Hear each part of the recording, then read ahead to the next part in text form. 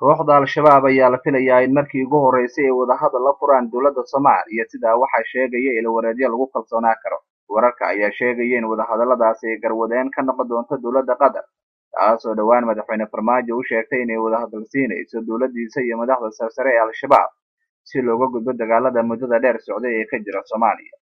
Xogta la helayo ayaa tilmaamaya in wadahadalkaasi ay ka qaybgalayaan xubnaha sarsare ee kooxda Al-shabaab iyo sidoo kale madaxda Soomaaliya, waxaana la ogeyn sida ay saraakiisha Al-shabaab ay uga qaybgali karaan wadahadalkaasi. Kooxda Al-shabaab ayaa aqbashay in wadahadal la furaan dowladda Soomaaliya, sidaas waxaa xaqiijiyay saraakiil sarsare u hadlay dowladda Qatar. Laakiin dad badan ayaa isweydiinaya sida wadahadalladaasi uga qaybgali karaan madaxda Al-shabaab. Madaxweynaha dowladda federaalka Soomaaliya Maxamed Cabdullaahi Farmaajo ayaa dhankiisa horey uga dalbaday dowladda Qatar arrintan, waxaana arrintaas aqbashay dowladda Qatar iyadoo la sugayo go'aanka ay ka qaadan karaan kooxda Al-shabaab arrintan. Dhammaadka bisha barakeysan ee Ramadaan ayaa la qorsheynayaa in qorshaha wadahadalka la shaaciyo oo ay bilowdaan, waxaase weli jawaab rasmi ah laga hayn Al-shabaab.